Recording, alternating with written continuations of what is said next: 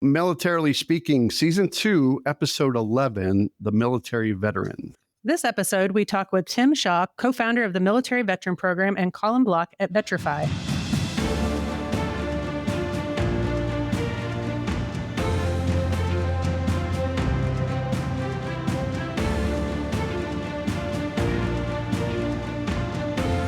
Welcome to Militarily Speaking, brought to you by Armed Forces Bank. This is Tom McLean, probably one of the top 1,000 podcasters in the country, and Jodi Vickery, top 1,001. I am the military retail executive for Armed Forces Bank. And Jodi, this is a question I'm going to ask the two of them, right? Don't you hate when I ask this question? Did you ask it every time? Jodi is the chief digital officer. So Tim and Colin, when you hear chief digital officer, do you think of, whoa, that's impressive?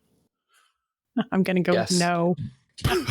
Yes. I think, though, if you keep asking that on every episode, by the time we get to the end of season 2, I'll know what my job is. And then we'll have a whole job description filled out. I'll jump in. So Colin's a Marine Corps person, so it's one word with him. I'm a bit more expansive as I've been a civilian longer. And I will say that's an incredible responsibility. And as I'm looking at your website right now, and it's very well done. So great job. Thank you. Awesome. Take that. Take that. Very good. All right. Welcome to our show. Again, we're excited to have you listening and learning all about our guests, Tim and Colin. I do want to take just a couple of minutes and introduce you to both of them. So not any new information, Tim and Colin, for you, but probably for our audience. Tim Shaw is a distinguished honor grad of West Point and was commissioned as an infantry officer in the United States Army. He deployed twice to Iraq. He served as an infantry platoon leader in combat with 124th Infantry, 1st Brigade, 25th Infantry Division in Mosul, Iraq. As an executive officer with the 3rd Squadron, 2nd Stryker Cavalry Regiment, he helped the unit move from Fort Lewis, Washington to Vilseck, Germany. I think my husband was in Vilseck. No, he was in Gießen. Never mind. I'm a liar. It's close though, right? It's still in Germany. He then served as a logistics officer for the 3-2 SCR during its 14-month deployment in support of the surge in Iraq and earned a Bronze Star. Thank you for your service. I should press pause and say that. Yes. Tim transitioned from active duty in 2010 and graduated from Stanford's Graduate School of Business and Stanford Law School in 2014. While at Stanford, he taught ROTC to cadets at Stanford and Santa Clara University. That means he's going to run circles around us, Tom. I know. I've already feel deficient. Yeah, break out your multisyllabic words. Tim is the founder of Media Mobilize, an online ad network, marketing agency, and media company. He's also the founder and managing partner of Context Ventures, a venture fund that invests in military veteran founders and also in consumer startups.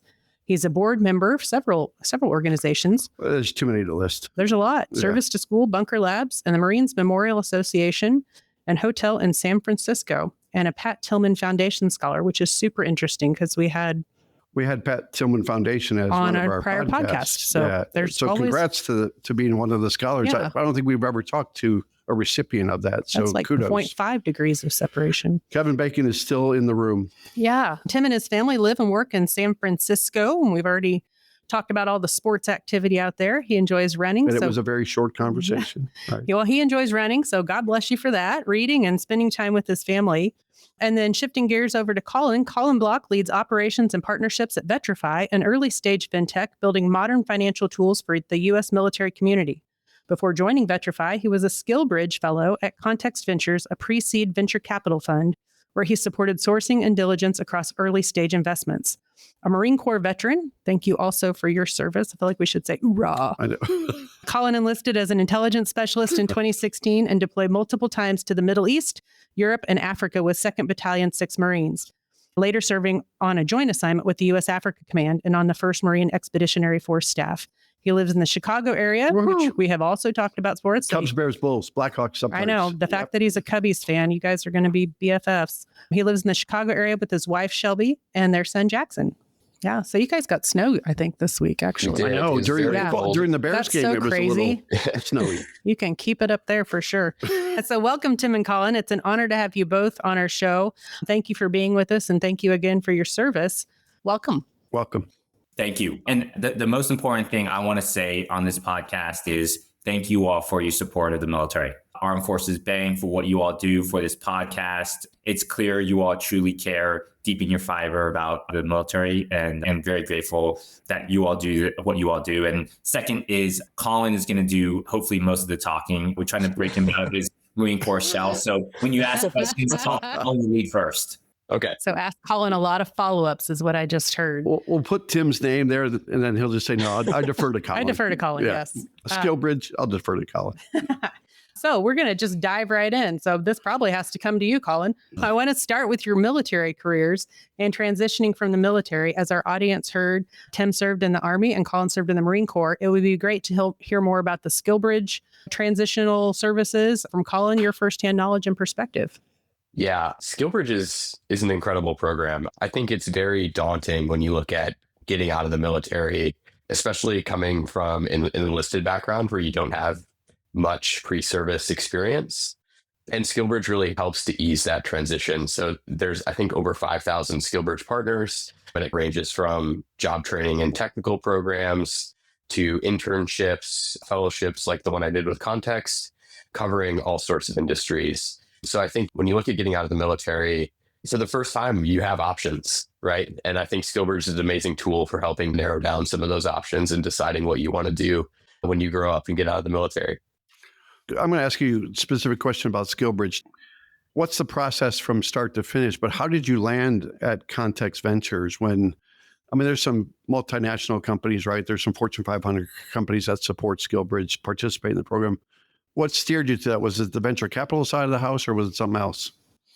Yeah, I think so. When I decided to get out of the military 2 years before it happened, and I was working on a joint assignment with some 3-letter agencies and initially thought like, hey, that's what I'm going to do when I get out. And then over time realized it wasn't what I wanted to do. So started talking to some defense tech companies, some pretty big defense companies about doing SkillBridge with them. And then realized I didn't want to do defense. And all this kind of happened through networking. So I think it's really important when you look at getting out to start networking, having conversations with people in industries that you might want to go into, because it's going to validate or invalidate some of those assumptions you have about what you want to do when you get out. And so after deciding I didn't want to do anything defense related, I started looking at business. And so I went down the SkillBridge website and just built a spreadsheet of everything that sounded businessy. And started messaging people on LinkedIn. And Tim kindly got back to me. It's another amazing thing about veterans is Tim was in my shoes at one point, and I rarely reached out to a veteran on LinkedIn and didn't hear back from them. And then didn't really know a ton about Context besides what was on the website, but really thought that Context and venture capital and finance would be a really great opportunity to learn something I was very unfamiliar with. And it turns out it was. I think that's awesome. It's just evidence that you never really do take the uniform off, right? It is so true. It's such a small circle too. We talk about nonprofits and having those connections. And we talk about, to your positive praise of Tim for getting back to you that quickly, that they get it and they understand it. And it's just totally different from the civilian world, it seems, in the military space. Walked a mile in each other's shoes. Yeah. And while you might dress differently, except for my husband, who still wears Army green socks. Which you're trying to burn, aren't you? At some point, they will fall apart. We just can keep praying that that's the case. But I think it's also very cool that you explored different paths, that you didn't get out, lock into one, and then just, if you changed your mind, you didn't let yourself get stuck or just kind of put your head down. You were willing to explore different things. And it's cool that SkillBridge gave you that opportunity. Yeah, I think one point on that. So I think it's often that, like, especially enlisted veterans look at the transition and go, I can only do what I did in the military. Mm-hmm. It definitely happens with officers as well, but definitely with enlisted. And that's what, I was an intel guy. I was like, okay, I'll go work for an intel agency.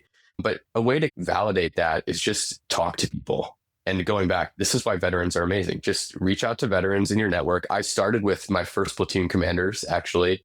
Hadn't talked to them in a while, reached out. They got back to me, had good conversations, connected me to friends, and just really leverage that network. It is unbelievably powerful. Yep, absolutely. My husband taps into it frequently. Unfortunately, we have to hear from Tim right now. So let's go to Tim. Go ahead, Tim. I'm going to preempt you. There's a shot. More questions for Colin. Yeah. Colin said a few very interesting things. One is around the enlisted transition. And from my perspective, I feel the quality of enlisted veterans transitioning has never been higher. And then the other aspect around the enlisted veteran transition is that they're so much savvier than veterans were 5, 10, 15 years ago. When I transition out, if you had asked me what is private equity, what is venture capital, what is big tech, I would have been lost. Whereas I meet so many transitioning veterans, enlisted and officer, who are just so savvy about these different industries. And so kudos to Colin on that. The other thing is around the transition, and that is there are certain schools in the military, and Colin's heard me say this, that are literally called indoc, like indoctrination. And the military does a great job with indoctrination, so much so that it makes the transition difficult. To become a civilian, it takes time. And I left active duty in 2010, and I felt in 2020, in the midst of COVID, one day when I was walking truly up a hill, I was like, wait a second, I feel like a civilian. I finally feel like I am a civilian. And it took me 10 years to make that transition. And I oftentimes try to share with transitioning veterans that it will take time, it will be okay, and that like you can't rush that. Let's stick with Tim. I want to talk about your military career a little bit too, but also talk about what it's like serving in the reserves, right? Because that's one of the topics that is near and dear to you. So a few things. Number one is I highly encourage folks to join the reserves for a few reasons. One is it helps with the transition. If you're like, hey, like I need a safety net. That's how I viewed it. My wife was like, hey, you can go do entrepreneurship, but we need insurance. We have kids. And so it's a very practical thing. The other thing around being very practical is it keeps you in shape.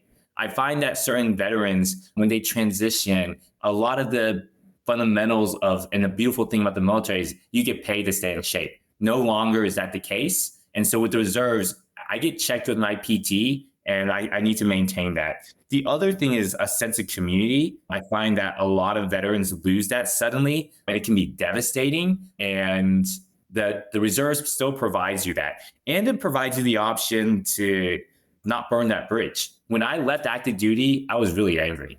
I thought Uncle Sam had gotten more than I thought I was trading. But now in retrospect, and having been in the reserves and having some time to cool off, there were times where like, oh, maybe I should go back into active duty. And so I can't say enough good things about the reserves. There's also, however, a very much choose your own adventure. Whereas the active duty, it's very clear where your next assignment will be, what base will you be, your assignments. But in the reserves, you have to find the right organizations for you. I know some reservists who always want to be basically mobilized. You can find those units. And then there are some who want to have it somewhere in between. And then there's some where they really want to take it easy. There are those units, you just have to find it. That's good advice. By the way, I looked at Tim's LinkedIn before this episode. You know what it says he is? He's a builder. That's cool. I want to have some word like that defines me. So Tim, before the podcast is over, come up with the word. Come up with a word, because builder covers so much territory. I got you. I'll come up with your word. I got to talk to a guy about construction today. I'm not even ready for that. But Jodi, I want to hear your word. What's your? I got to think about it because I really got to think about it. Yeah, this is forever memorialized. It's going to be a doozy. So be careful. That's like right up there with picking somebody's spirit animal. I'm going to go ahead and throw one out. I'm thin slicing Tom. I'm going to say motivator. Motivator. I got to write down. Hang on. And here's why. I saw how he interacted with your industry fellows. I saw how he spoke to the group when he won the Military Banking Summit. I see this interaction, and he's someone who wants to motivate everyone to succeed. Right. I have a tissue here. He's tearing up. You guys can't see it. Thank you, Tim. I'll come up with the word too. I won't share it on the podcast, though. I know. I have to sit next to Tom. I get to sit next to Tom every day. See what a difference a word makes? My perspective might be different. I don't know. He's a good fellow. Thanks. Yes. So I want to switch gears a little bit. Tim, I want to talk a little bit about service to school. You really kind of put yourself on the map in the entrepreneurial world as you co-founded that. I'd love to have you. He co-founded a lot of stuff. He co-founded, the list of things. He has founded more things than I have. I don't even know. You might find more pennies and Tell our audience about that nonprofit, if you would, and the program that helps people transition to higher education. That would be great. For sure. So co-founders Anna Ivy, Gus Jacquemin, Khalil Tawil, we started Service to School to help enlisted veterans with their transition. So back and this again, I'm going to date myself. Back in 2009, 2010, when we were transitioning to higher ed, we're like, wait a second, why is it so difficult for us? Like, why is there someone who can help us with this? Because there's been countless veterans who have transitioned to higher ed, but there's no way of like having those lessons learned passed on. And we're thinking, hey, if this is so hard for officers, whoa, I mean, like how much harder is it for enlisted folks? Right. And then we looked around and we saw that there were so few enlisted veterans at our nation's top schools: Harvard, Yale, Stanford, MIT, Caltech, Pomona, Notre Dame, Michigan, you name it. And at the same time, there was all this press, and there's no longer this press, thankfully, but I'm sure it still exists in some ways. And that is the aggressive recruiting of enlisted veterans from not necessarily so good for-profit schools. And so we're like, hey, we should put a dent into helping enlisted veterans and helping them get into our nation's top schools. So we started service to school early on. We use the acronym, and sometimes we still use it, TRAIN, and that's test prep, resume review, application assistance, interviewing assistance, and networking. And so in order to get into gain or earn admittance into the nation or the best schools possible for you, you need to train. And fast forward, it's been going very well. Practically all the veterans at Harvard, Yale, Stanford, MIT, and all other like major schools leverage service to school. We do help officers, but that is maybe 1% of our budget. Our CEO is Sydney Matthews, who is a military spouse. Our team is basically composed of veterans or military spouses. It's a nonprofit that I care deeply about. And I'm just grateful that a lot of enlisted veterans are using it. Well said. Whenever you give me that look. Tom tends to have a lot of follow-ups, so I always like to pause. In case I'm going to blurt. In case, lest I be interrupted. Well, I'll follow up. Thank God I have Tim here. He can help me. Go ahead, Tim. There's a reason why I feel indebted to many vets, and that is because some of our first donors were Vietnam War vets. Yeah. And these were the first checks when we had yet to really build out this program.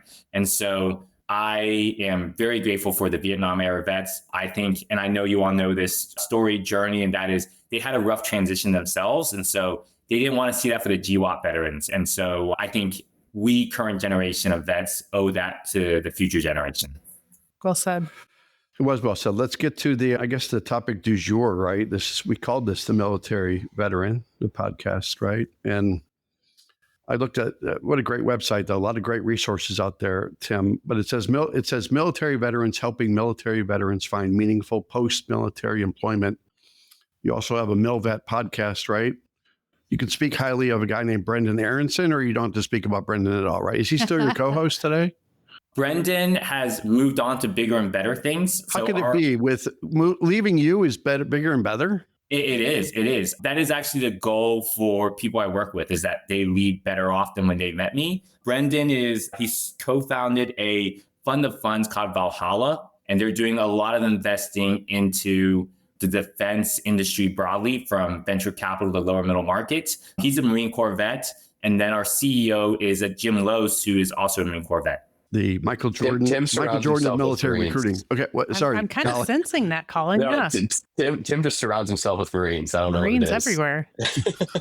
So let's talk about military veterans, shall we? So another co-founder role for you, Tim, but you're a co-host of the podcast. But talk about the organization, and I think that's the heart of our discussion too, is to helping them with the transition process, helping to find the route, find the passion, find that next path right along the journey. And it's easy for some, it's tough for others, it's ominous for a lot of people, and it can be overwhelming.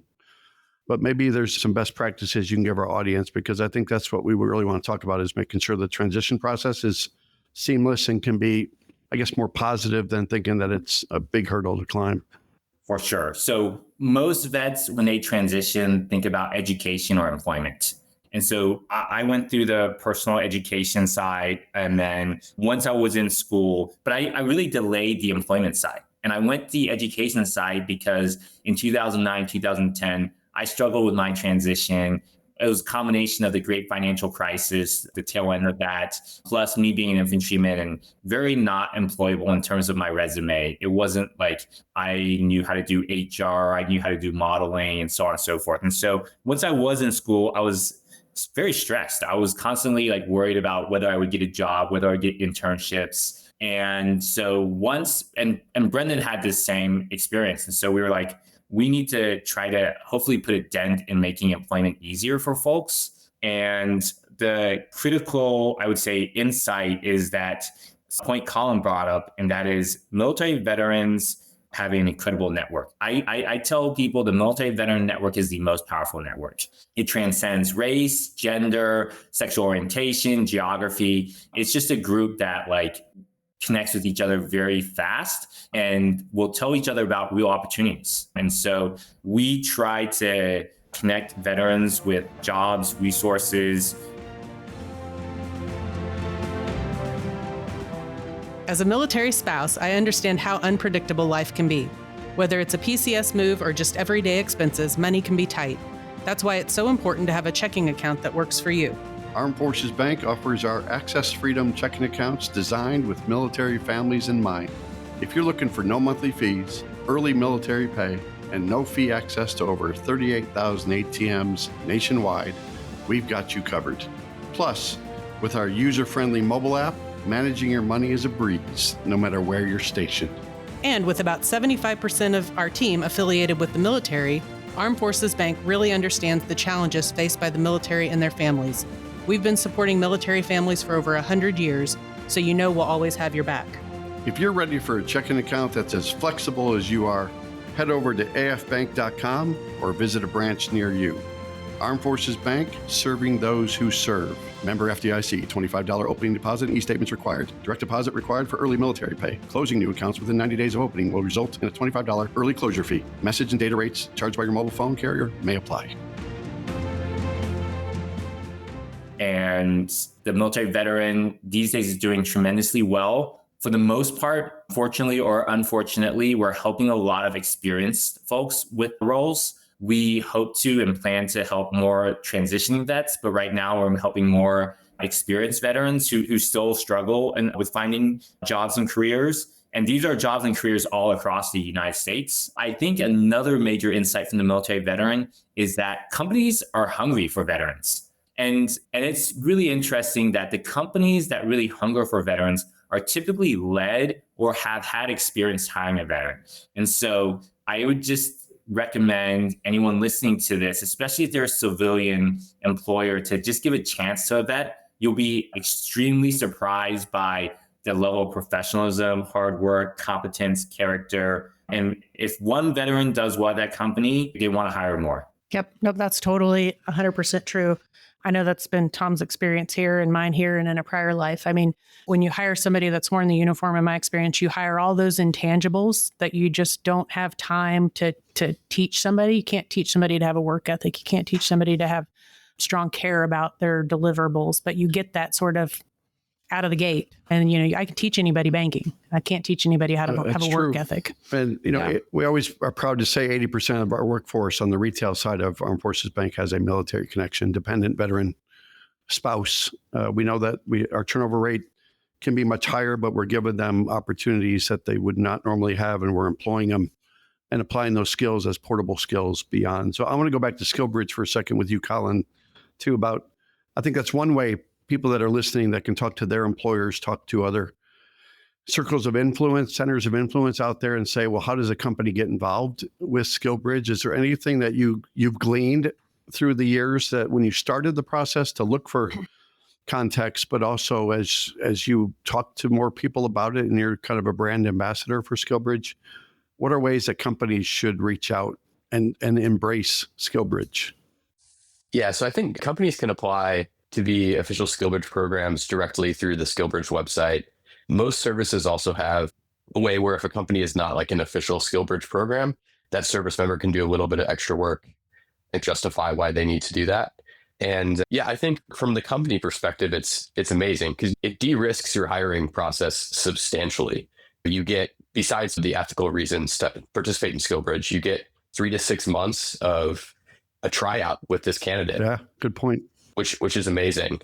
And I think, companies will always be surprised. I mean, the quality of candidates in my SkillBridge cohort was just incredible. These are people who are now at Harvard Business School, Stanford, doing incredible things. So I think you just get access to this kind of like amazing level of talent, and it's relatively low risk to the company.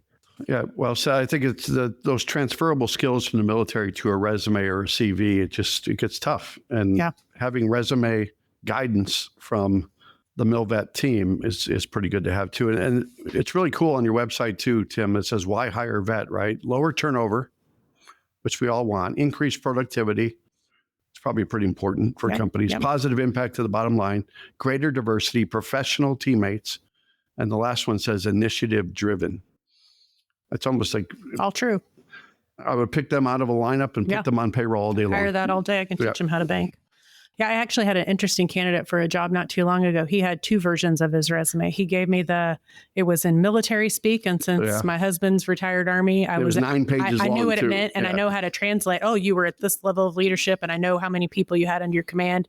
But then he gave me a civilianized, I don't know, is that a word? It is now. We'll use it 2 more times, a version of it where he translated. And it was really interesting to see the two side by side for the same person, to see how I don't know if he did that or if somebody had helped him do that, but it was interesting to see. I do want to jump over and talk a little bit about Context Ventures now. This might be cool for our listeners. Yeah, too. I think so. Another interesting company, another one where we can say that Tim is on the founder and managing partner byline. I'm getting bored with all of his foundership. I'm feeling inadequate. Is foundership? I'm going to look up foundership. Foundership. I think it's a word. Civilianized. We're rewriting the English language today. We're going to submit these all. Yes. To Webster. To somebody that cares. Yeah. Context Ventures is a firm that invests in military veteran founders or founders of businesses. How does that work? How do you find those places that you want to invest? Talk us through that a little bit, if you would. Definitely. First is you said something about starting things. That's right. I like to start things, but hopefully we finish it in a good way. Right. And so the flip side is you can start things, but can you finish it in a good way? And then the other thing I frequently try to convey to vets and non-vets is your kids are the most important startups. And so hopefully I'm a good co-founder and hopefully our kids turn out well. And then in regards to your question, at Context Ventures, we have a strong bias for military veteran founders for all the reasons that we just talked about. Bias for action, competent, high character. And your question was, how do we find them? So we jokingly say that we built Context Cerebro, which is what Professor X wears on his head to find the mutants. We say we built that to find military veterans, incredibly talented ones. And case in point is some of our recent investments. So one of them was the COO of Shield AI, which is one of the largest kind of like defense startups. Him and the first product manager left. Before they even left, like we had already started talking to them.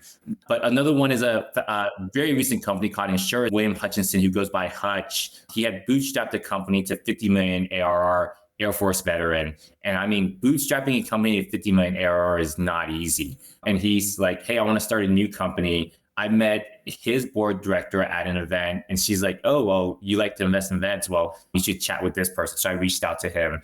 And the interesting thing is we also host a annual military veteran startup conference. It's every February at the Marines Memorial Club and Hotel in downtown San Francisco. And about 450 to 500 veteran founders, future founders, investors who are LPs attend. And that has helped us get the word out in terms of the power of the veteran entrepreneurship community. It's extremely powerful. And so to mention a few veteran founders, obviously Phil Knight of Nike, Sam Walton of Walmart, Bob Parsons of GoDaddy, and more recently, Blake Hall of ID.me. America is blessed with tons of incredible military veteran founders. And so we want to be investing in the next Phil Knight, Sam Walton, Blake Halls. And thankfully, these days, a lot of them come knocking on our doors. That's awesome. I know you were going to ask about that conference. So, yeah, what's the date? February 11th and 12th. Of 2026? Sure. It's going to be our 5th one. And we have incredible speakers lined up already. Can you name them or not? Or is it on the download? Yes. We can name him. So Paul Madera Meritech, for what it's worth, he's an investor that invested in Facebook, Salesforce, Roblox. Never heard of him. Can you be a little bit more specific? Yeah. And then we have founders like Henry Ward of Carta. So they do cap table management. We have the founder of Nominal, Cameron McCord. It's a fast rising defense tech startup. So really excited about the next one. Tim, I get starstruck sometimes. Is that right, Jodi? He does. He likes to think he's a celebrity in his own right. He is a celebrity. I've been to the military banking summit. Yeah, I think I am. There's a star now in Colorado Springs in my name. I'm going to put one out front of the bank in downtown Kansas City. Can we be invited to that February conference? We're definitely invited. In fact, backstage, front stage, everywhere. Because why? Because I think you all can line up 100 guests while you're there that are phenomenal. Like these are people building real companies. These are the future of America business, in my opinion. Jim Mattis likes to talk about how vets don't just have PTSD, but have post-traumatic growth. I think you see a lot of that of the attendees. And I leave that event feeling very optimistic about veterans and America. I think it'd be hard not to, based on what you're describing, for sure. It's nice to have Mr. Soundbite on these podcasts because he's got some good ones. He's a pro. Yeah. Well, he says he's an amateur at his podcast, but I think he's a pro as a podcast guest. Well, I mean, and he's saying things that you and I have talked about, not on a podcast, but just in conversations about exactly how there's this sort of wide network of veteran-owned businesses that, I think have needs that are unmet. Yeah, I think so. I do want to talk a little bit about military veterans as they make this transition, their financial readiness to make that transition, and their fitness on the other side of that. I think the way you think about this is probably aligned and pretty similar to how we think about it. But, while you're in the uniform, it's all about readiness, right? Military readiness, physical readiness, all of those things. And I think financial readiness plays a part in that for different reasons. And when somebody exits the service, talk about how to prepare their mindset for financial readiness on the other side of that, and what that looks like, and what tools and how you would equip people to be ready to think through that for their family. I think the big thing is start early and just understand a lot's going to change. A lot in your life's going to change. I mean, my wife and I had conversations 2 years ago about healthcare. That's something that if you join the military at 18 or 19, like I did, you've never had to think about. So start early, get acquainted with resources. This is where I go back to networking. I think I would give my transition like a C+B. And the only reason it's a C+B is because of networking and just the amount of people who poured in energy to me. So, and then on the financial side, start early and save. Like, you don't know what's going to happen. My last day in the Marine Corps was October 18th in the middle of the government shutdown. Oh.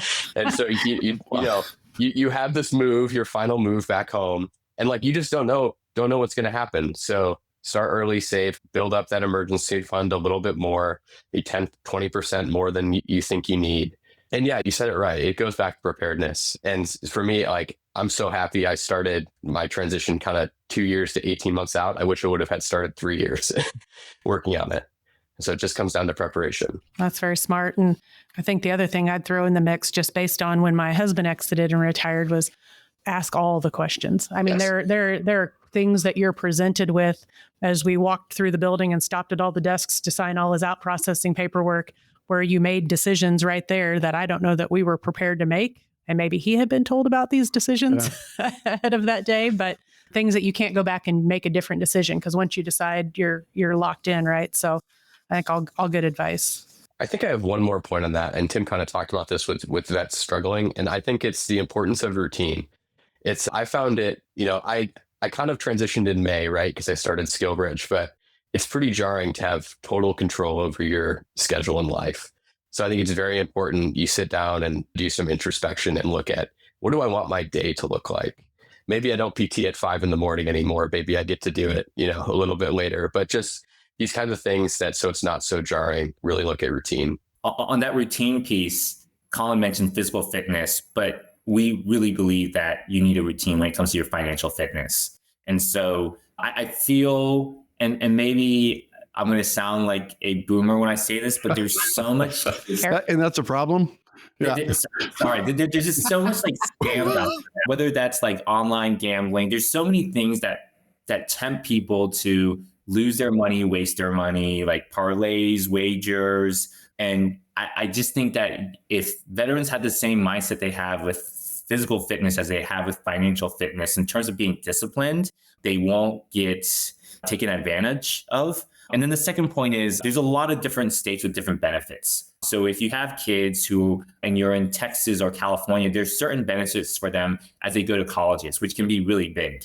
The next point I would say is around ladders. I know this is both financial and careers, which we were talking earlier, but that is a lot of veterans are used to climbing the ladder. And so the ladder might not exist depending on what you do next. You might have to create your own ladder, and that's a lot of uncertainty. But if you're not going to a big company, there is some ladder creation you'll have to do yourself. And then the last point I would say also around like discipline and fitness, financial fitness, is think about time horizons. So when you transition, a lot of my classmates are transitioning now. They'll be 42, 43. presumably we all want to live to our 70s and 80s and beyond, and you want to live a healthy life. And that means you have to stay physically fit. And the same goes financially. You have to be disciplined.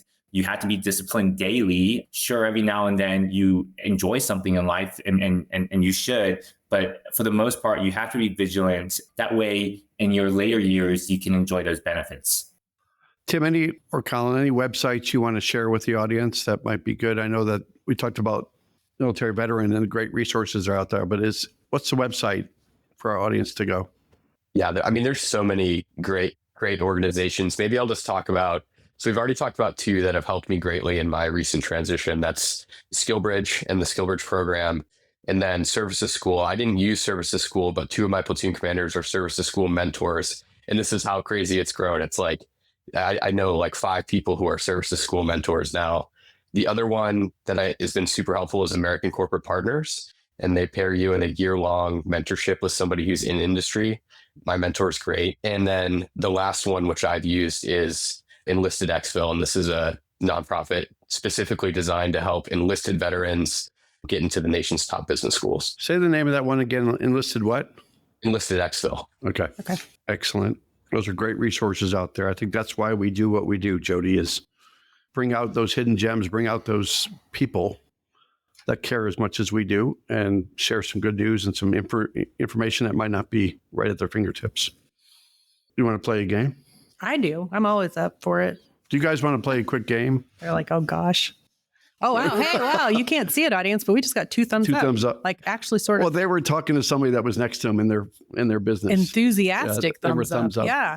So it might not be a fun game. It is for us. So bear with us. It's called Military Minute. And we have a trivia question that we actually asked on our last episode. And so we've had our audience has been able to post their answers. So this one, if you know it, you can answer. Might be a little weird if you knew it, but I say 50-50. I don't know. This is weird. They're both pretty smart though. Yes. And so it is weirdly 2 interesting facts about horses. And it did actually tie to our guest on the last episode a little bit. It was a 2-part question. Should I tell you a joke about a horse? Don't. You actually said that on the last episode. What color are horses unable to see? And how many gallons of water can a horse drink in a day? So it's a 2-part answer to this 2-part question. Either one of you want to take a guess without Googling it right now, like I see both of you doing? Promise you, we're not. All right, hands free. Oh, well, there is. So what color do you think horses can't see? Like there's 8 colors? Roy G. Biv. Yeah, Roy G. Biv. It's one of those. It is one of Roy G. Biv. It's in the rainbow. It might be even the first. I'm going to go green. I'd go with the first letter of that. What would you say, Tim? I think maybe I'm guessing it's either the opposite ends of the spectrum or the ones right in the middle. And so that's why you'd be like red and violet, or the ones that in the middle, which is maybe like. You got to pick one, man. I'll count on Tim to give us the analytics behind it. That's very well reasoned, but you got to pick one. I'll do the opposite ends. Well, then you would get it right, even though that's 2 answers. It was red. And then, so how many gallons of water do you think a horse can drink in a day? This is so random. I know, but that's what makes it the fun of it. We'll say it's less than 50. And one less than 26. We'll go with that. Oh, interesting. Thank you. You're welcome. What were you going to guess? I was going to say 35. All right. So I was going to say like 6 to 8. 25. 25. That's a lot of water. That's a horse going to the bathroom a lot. That's what that is. Thank God they live outside, most of them, right? Yes. That's every equivalent usage of water. Yeah. So I don't even know. That is a well-hydrated. Don't want to have a water equine shortage anywhere. Yeah. So if you're in our audience and you are just a horse genius and you answered red and 25, now you can watch for your name to be selected as the lucky winner of $50 for yourself and $50 for a charity of your choice. And so then I want to transition quickly to this week's Military Minute. So you can't answer this one, even if you know, because this one's we're teeing it up for our audience. Jodi, a horse walks into a bar. Stop it. Stop it. The bartender says, why the long face? This is a 2-part question about West Point. So don't answer, even if you know and you're super excited about knowing. Who purchased West Point back in 1790 for $11,085? That's not a misprint either. And under what 2 names did West Point operate before officially becoming the United States Military Academy at West Point? Thumbs up if you know any of that. I think I know, but I would Don't just answer. say, Don't answer. Don't answer. I'm not going to answer. I swear I won't answer. But Your questions are incredibly difficult. It's Tom. I'm convinced he doesn't do his like day job. He just This Googles. is my job. He just Googles this stuff all day That's all long. I do, so Jodi. yeah, he might need transition assistance. Yeah. So if you're in our audience and you know who bought West Point in 1790 for $11,085 and under what two names it operated before officially becoming the United States Military Academy at West Point, I feel like I just heard that. enter that dissertation in the comments when this podcast episode drops. And if you're right, you too could win $50 for yourself and $50 for a charity of your choice. No horse jokes, Tom. If Wrap it up. horse walked out of the bar, no. Because he drank 25 gallons of water. He kept going in and out. All right, here we go. If you enjoyed today's episode as much as Colin did and Tim, go out to afbank.com and subscribe to the show. Make sure you rate us. Leave us a comment on your favorite platform, such as Apple, Spotify, and YouTube. We're everywhere. We are. Frightening. All right, Before gentlemen. Tom goes on another rant, it was a pleasure to meet both of you. You guys today. did great. Yes. I'm so glad you joined us. Thank you, Doug. Thank you so much.